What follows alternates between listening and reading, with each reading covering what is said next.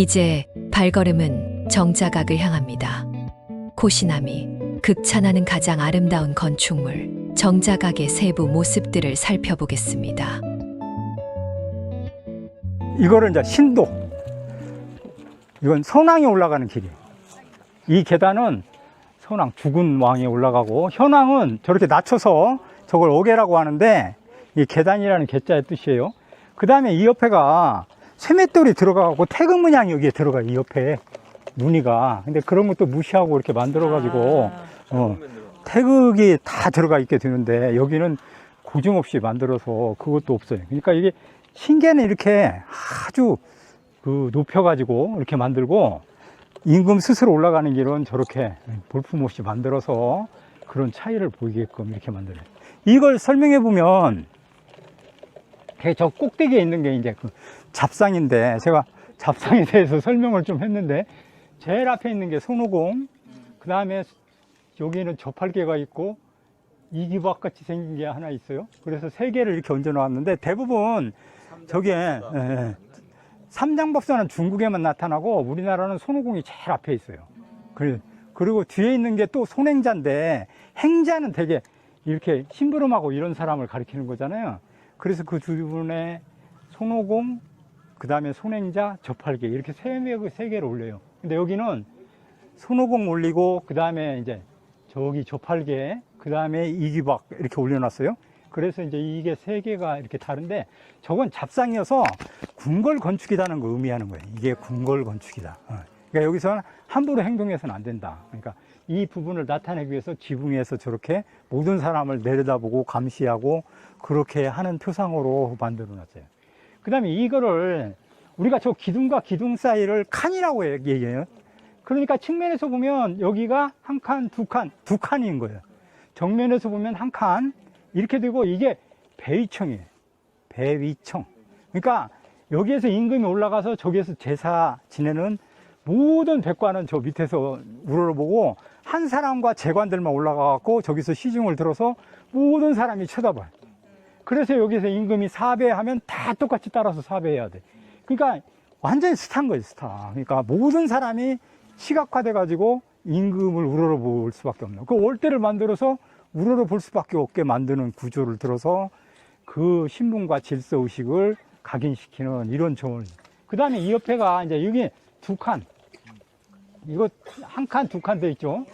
그 다음에 이 옆에 이게 빨간색으로 이렇게 한 걸, 이게 이제 맞배지붕인데, 이거를 뭐라고 부르는 건지 풍강이라고 불러. 바람 불고 그런 걸 막아낸다는 뜻이에요.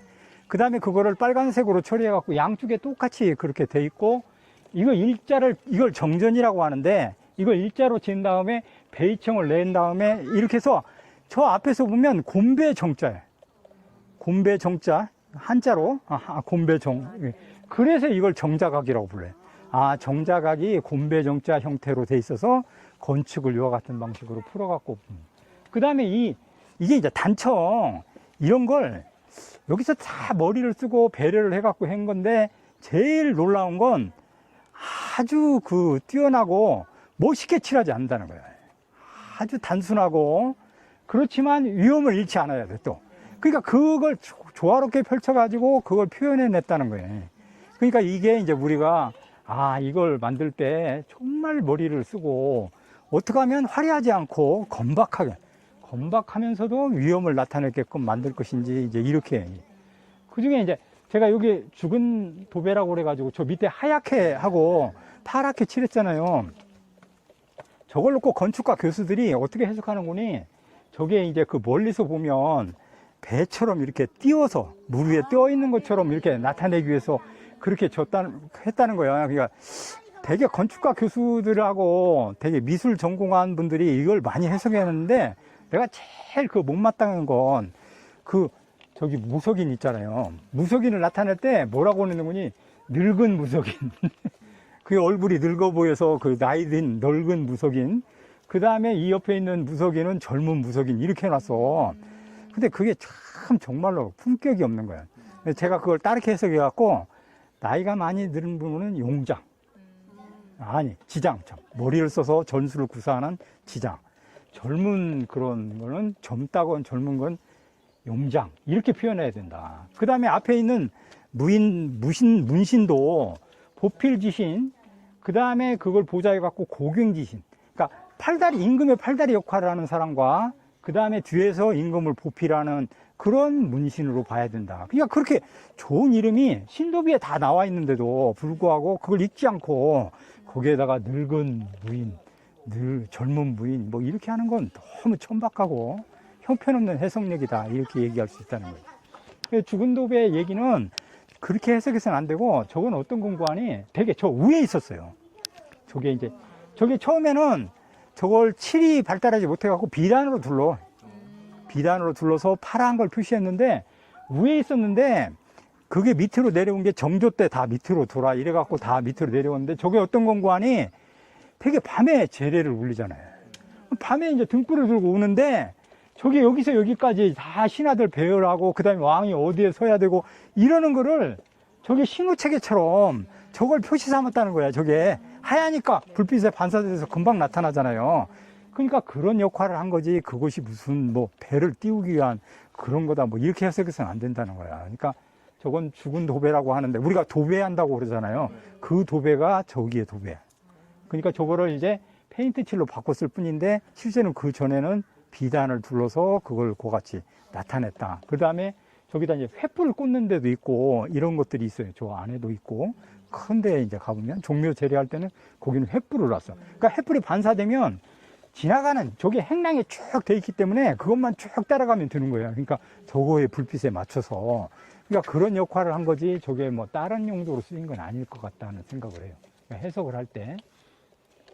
그 다음에 이제 처마도 다른 데는 이건 겹쳐마 쓰고 입공도 처리하고 다푸식으로 해서 막 굉장히 절의 그런 것들은 사찰이랄지 이런 데는 아름답게 꾸며놨는데, 여기는 전혀 그렇게 꾸미지 않았어요. 그럼에도 불구하고 보면 볼수록 상당히 건박하고도 오래 보면 그래도 아름다운 그런 걸 갖게 만드는, 그게 이제 이 건축의 특성이에요. 그리고 여기 이 기둥 사이, 정전의 기둥 사이는 협칸이라고 그래서 약간 좁아요. 좁고 저 안에는 어칸이라고 그래가지고 여기가 이제 제사 지내는 데인데 거기에는 넓게 만들었어요. 그 다음에 협칸, 어칸, 협칸 이렇게 만들어가지고 사분한문이라고 그래요. 저 문을 이렇게 밀면 탁 접히게 돼 있어요. 4개로 이렇게 해서 접어지는 거 있잖아요.